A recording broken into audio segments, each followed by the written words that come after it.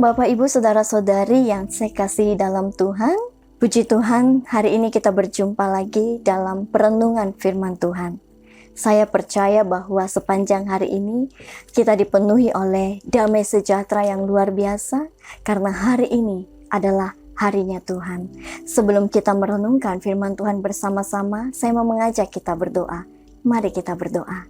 Bapa yang baik, kami bersyukur Tuhan, sebab pada saat ini Engkau memberikan kami satu kali lagi kesempatan untuk boleh membaca dan merenungkan firman Tuhan bersama-sama. Ya Roh Kudus, mohon urapi kami dan berkati kami Tuhan di dalam sepanjang perenungan ini, agar biarlah Engkau mengurapi dan memampukan hamba-Mu untuk menyampaikan kebenaran firman-Mu dan mengurapi setiap jemaat Tuhan yang duduk dan mendengarkan kebenaran firman-Mu. Kami berdoa Tuhan, juga memohon ampun jikalau Engkau mendapati ada dosa atau pelanggaran dalam kehidupan kami. Ya Tuhan, kami mengakui semuanya di hadapan Tuhan. Kalau kami menduka citakan hati Tuhan, baik itu dosa yang kami sengaja maupun yang tidak kami sengaja, kiranya Tuhan berkenan mengampuni kami dan melayakkan kami kembali Tuhan.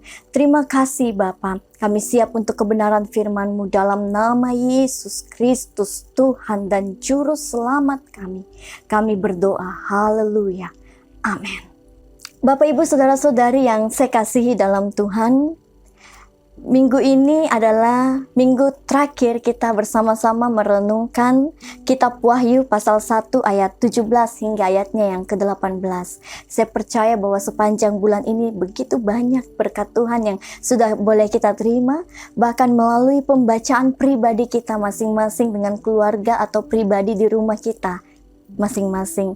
Dan Bapak Ibu Saudara yang dikasihi oleh Tuhan, ketika merenungkan firman Tuhan ini dalam Wahyu 1 ayat 17 sampai 18 ini, saya melihat bahwa peristiwa kebangkitan dan pernyataan Yesus Kristus akan dirinya membawa satu dampak yang besar bagi bangsa Israel dan kita semua sebagai bangsa Israel rohani pada saat ini, yaitu kebangkitan Yesus menggenapi pengharapan orang percaya akan pemerintahan Yesus Kristus, bahwa Ia, Yesus, adalah Raja atas segala Raja dan Tuhan atas segala Tuhan. Amin. Saya ulangi sekali lagi, bahwa dampak kebangkitan Yesus Kristus dihubungkan dengan kitab Wahyu 1 ayat 17 sampai 18 ini adalah mengenai pengharapan orang percaya akan pemerintahan Yesus Kristus, bahwa Ia, Yesus, adalah Raja atas segala Raja dan Tuhan atas segala Tuhan. Bapak Ibu Saudara-saudari di dalam Tuhan, pandangan bangsa Israel tentang Mesias dan kerajaan Allah, baik itu di dalam sejarah perjanjian lama hingga zaman Tuhan Yesus ketika Dia ada di bumi, itu sangat berbeda dengan pandangan Mesias dan kerajaan Allah menurut Yesus sendiri. Sehingga ketika Yesus berada di bumi, Dia harus berbenturan dengan tujuan untuk mengubah dan memperbaiki paradigma para murid dan masyarakat pada waktu itu tentang Mesias dan kerajaan Allah yang sesungguhnya. Di dalam sejarah perjanjian lama, bangsa Israel hidup di dalam tekanan dan penindasan oleh bangsa asing selama ratusan tahun. Sejak tahun 722 sebelum Masehi, Israel bagian utara ditaklukkan oleh Asyur. Lalu tahun 586 sebelum Masehi, mereka ditaklukkan oleh Babel. Israel ditaklukkan oleh Babel. Jadi pada waktu itu, hanya beberapa ratus tahun bangsa Israel menikmati tanah perjanjian yang dijanjikan oleh Tuhan kepada Abraham untuk keturunannya. Setelah itu, Bapak Ibu Saudara yang dikasihi Tuhan, bangsa Israel jatuh lagi kepada bangsa Babel. Kita semua tahu sejarahnya bahwa bangsa Israel adalah bangsa yang tegar tengkuk, keras kepala dan tidak setia. Dari tangan Babel, mereka jatuh ke tangan bangsa Media dan Persia. Kemudian jatuh ke tangan Syria. Dari tangan Syria, mereka jatuh ke tangan pahlawan Yunani yang perkasa, yaitu Alexander the Great. Sekitar 150 tahun sebelum Yesus dilahirkan, Romawi menaklukkan Palestina. Itulah sebabnya, Bapak Ibu Saudara yang saya kasih dalam Tuhan, itulah yang menyebabkan mengapa bangsa Israel sangat merindukan kemerdekaan mereka. Mereka merindukan kejayaan kerajaan di zaman Daud dan Salomo pada waktu itu. Mereka mengharapkan kesejahteraan yang luar biasa. Segala sesuatu yang bersifat fana atau tidak seperti dengan maksud dari Yesus Kristus. Mereka mengharapkan juru selamat atau Mesias yang akan menjadi raja bagi mereka.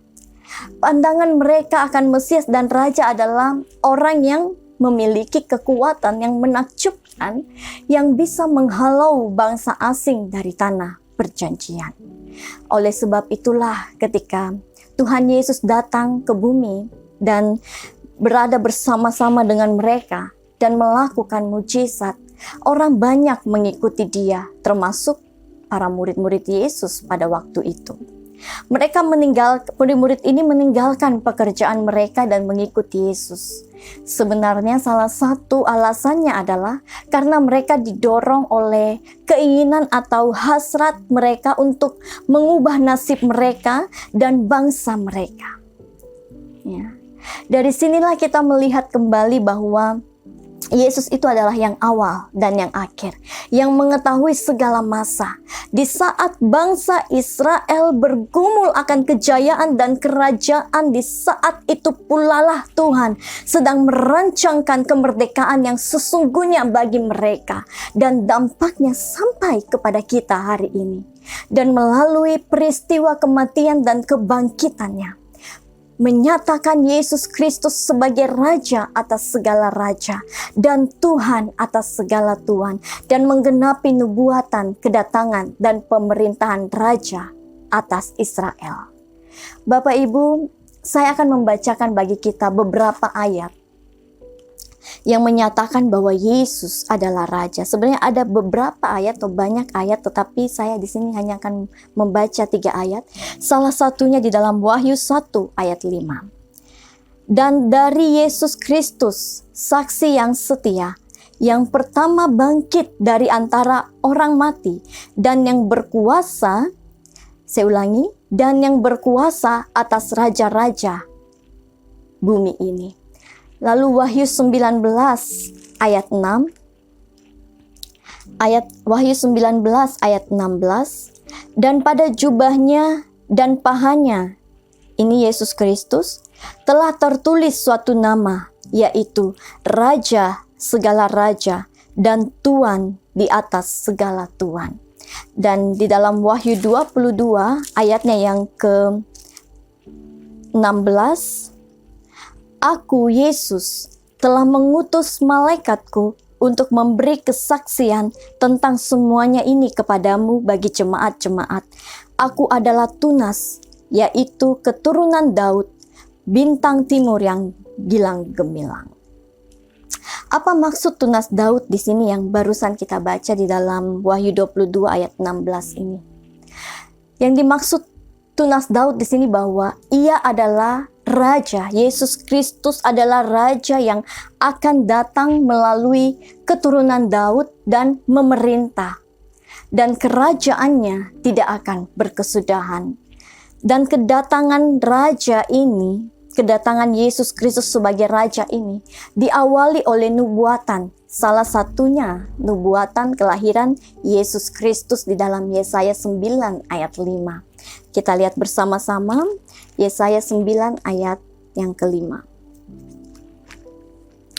Saya bacakan bagi kita. Sebab seorang anak telah lahir untuk kita, seorang putra telah diberikan untuk kita. Lambang pemerintahan ada di atas bahunya, dan namanya disebutkan orang, Penasehat Ajaib, Allah yang perkasa, Bapa yang kekal, Raja damai.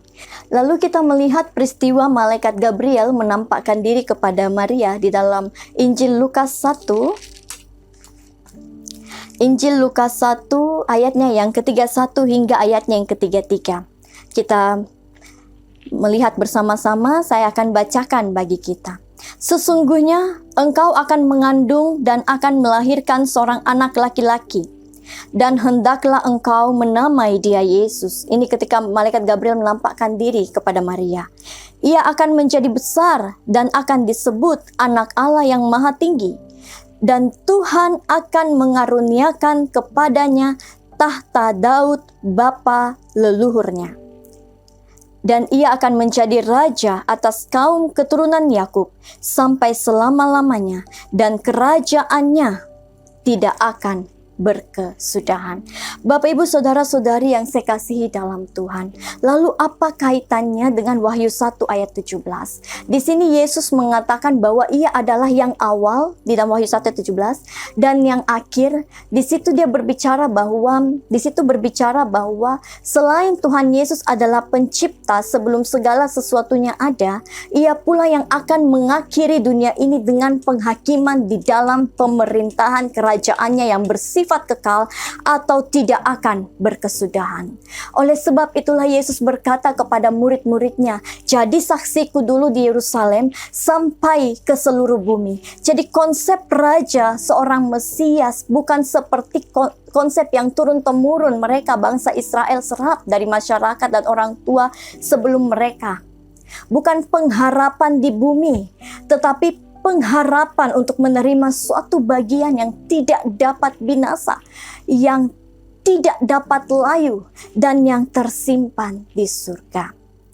Dan setelah Yesus bangkit, ia membukakan selubung. Nah, ini saya sudah bahas minggu lalu dalam perenungan firman Tuhan kita, bahwa setelah Yesus bangkit, ia membukakan selubung dari mata para murid, membukakan pikiran mereka, sehingga mereka berkobar-kobar ketika mendengarkan perkataan Yesus. Dan lewat pencurahan Roh Kudus saat itulah baru mereka memahami arti dari kerajaan dan pemerintahan Yesus Kristus, yang akhirnya di dalam pelayanan mereka setelah Yesus naik ke surga membuat mereka, Bapak Ibu, rela kehilangan harta, rela kehilangan nyawa, keluarga, kenyamanan hidup sampai ratusan tahun, dari pertengahan abad 1 sampai abad keempat. Ratusan tahun orang Kristen begitu menderita. Mereka begitu tangguh, mereka begitu kuat, mereka begitu kokoh dan tidak pernah padam. Penderitaan apapun yang mereka alami di dalam kehidupan mereka, karena mereka sudah mengerti bahwa hidup yang sesungguhnya, kemuliaan yang akan mereka terima nanti mereka akan memerintah bersama-sama dengan Yesus di Yerusalem yang baru.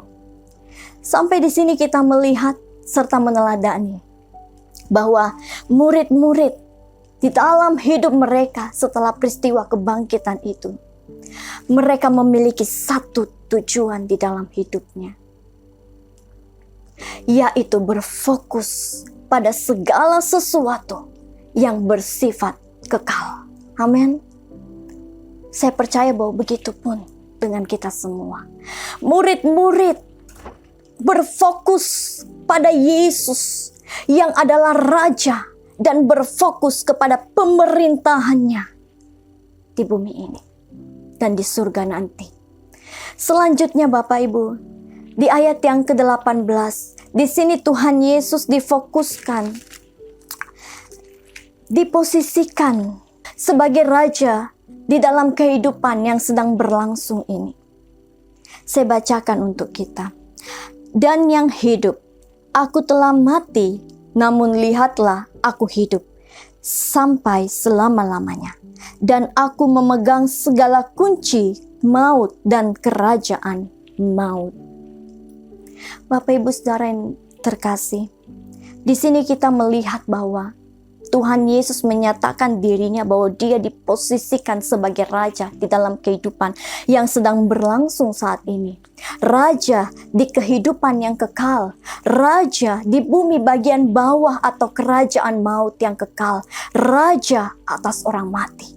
Di situ ia katakan bahwa ia memegang kunci kerajaan maut. Ayat ini Bapak Ibu Saudara yang saya kasih dalam Tuhan berkaitan dengan Wahyu 3 ayat 7. Saya akan bacakan bagi kita. Dan tuliskanlah kepada malaikat jemaat di Philadelphia, inilah firman dari yang kudus, yang benar, yang memegang kunci Daud. Apabila ia membuka, tidak ada yang dapat menutup. Apabila ia menutup, tidak ada yang dapat membuka. Di sini membahas tentang kunci Daud. Kunci Daud di sini tunggal, menunjukkan bahwa Yesus Kristus adalah pemegang tunggal atau penguasa satu-satunya.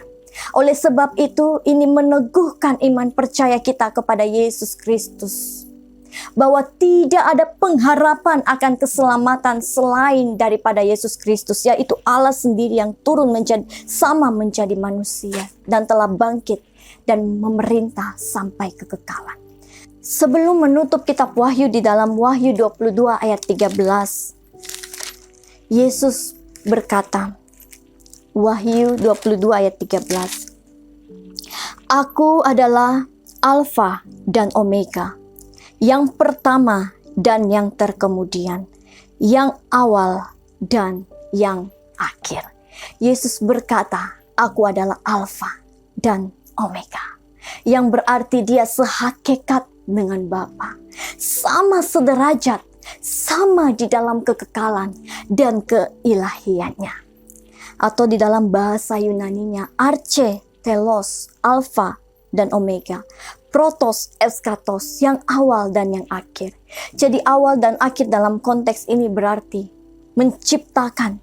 Ia yang menciptakan atau memulai sejarah dari manusia dan yang akan mengakhiri sejarah dunia ini. Dan itu bisa terjadi kalau dia bangkit terlebih dahulu sebagai raja atas keturunan Daud, sesuai dengan yang telah ia nubuatkan melalui nabi-nabi pada zaman perjanjian lama. Bapak Ibu Saudara yang terkasih, banyak orang Kristen mengenal kitab Wahyu hanya secara garis besar, yaitu sebagai kitab pernyataan akan akhir zaman. Simbol-simbol yang mungkin sulit dimengerti. Namun saya mau kembali menginformasikan kita bahwa kitab Wahyu sebenarnya bukan hanya kitab apokaliptik dan nubuatan atau sesuatu yang belum terjadi, tetapi juga kitab Wahyu merupakan kitab penguatan, merupakan kitab penghiburan atau pengembalaan dari Rasul Yohanes sebagai penulis kitab Wahyu yang menerima wahyu dari Tuhan Yesus kepada pengembalaan Rasul Yohanes kepada ketujuh jemaatnya. Dan 7 jemaat itu bisa kita lihat nanti di dalam Wahyu 1 ayat 11. Di situ dijabarkan satu persatu siapakah 7 jemaat itu. Dan yang pada saat itu juga Bapak Ibu Saudara, ketujuh jemaat ini juga mereka sama seperti kita, sedang mengalami kesusahan. Namun perbedaannya adalah jenis kesusahannya. Kesusahan mereka berupa aniaya, kesulitan beribadah, tekanan karena percaya kepada Kristus, ancaman, pembunuhan, dan sebagainya.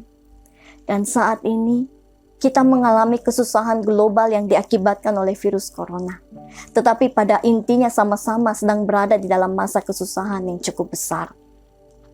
Rasul Yohanes berkata di dalam Wahyu 1 ayat 3, mengatakan bahwa, saya akan bacakan bagi kita. Wahyu 1 ayat 9 maksud saya. Aku Yohanes, saudara dan sekutumu dalam kesusahan, dalam kerajaan dan dalam ketekunan, menantikan Yesus, berada di pulau yang bernama Patmos, oleh karena firman Allah dan kesaksian yang diberikan oleh Yesus. Saya ulangi bagian awalnya. Aku Yohanes, saudara dan sekutumu dalam kesusahan, dalam kerajaan, dan dalam ketekunan, menantikan Yesus. Rasul Yohanes berkata bahwa kita merupakan satu atau kita merupakan sekutu di dalam masa kesukaran. Dan kita merupakan sekutu di dalam kerajaan. Dan kita merupakan sekutu pun di dalam ketekunan. Amin. Ketika saya mendapatkan dan diberkati dengan kebenaran ini, saya juga mau kembali menyampaikan kepada kita bahwa jika kita sama-sama sekutu di dalam kesukaran, biarlah kita juga semua dengan orang percaya di muka bumi ini juga adalah sekutu di dalam ketekunan kita akan kasih kita kepada Allah. Biarlah kita juga sama-sama sekutu di dalam ketekunan membaca firman Tuhan.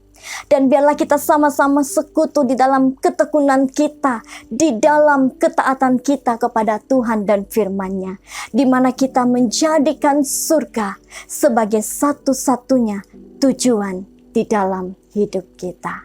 Demikianlah firman Tuhan yang bisa saya sampaikan bagi kita pada hari ini. Berbahagialah kita, firman Tuhan katakan, yang mendengarkan dan juga yang menjadi pelaku firman Tuhan. Mari kita berdoa. Terima kasih Tuhan, di akhir perenungan firman pada saat ini kami berdoa memohon pertolongan dari Roh Kudus agar lebih lagi dalam perjalanan kehidupan kami boleh terus semakin diperkaya oleh pengenalan akan firman Tuhan dan persekutuan bersama dengan Tuhan. Pulihkan segala sesuatu yang terjadi dalam hidup kami Tuhan. Jikalau ada di antara kami yang mungkin dalam kelemahan tubuh, kelemahan fisik, atau tidak berdaya, tidak bersemangat pada saat ini, Tuhan kiranya berkenan memulihkan dan menjamah kami. Biarlah kami boleh senantiasa bersuka cita Bapa menjalani hari-hari kami. Biarlah kami boleh senantiasa bersemangat dalam menjalani hari-hari kami. Tuhan, kami tidak melihat Engkau dengan mata jasmani kami, karena Engkau terlalu besar Tuhan, dan Engkau tidak dapat kami lihat dengan mata kami yang fana ini. Tetapi kami percaya bahwa di dalam roh kami Tuhan, Roh Kudus senantiasa bekerja, menolong kami, menyertai kami, memberikan kami kekuatan dan penghiburan. Sertai kami Bapa menjalani sepanjang minggu ini. Di dalam nama Yesus kami berdoa. Haleluya. Amin.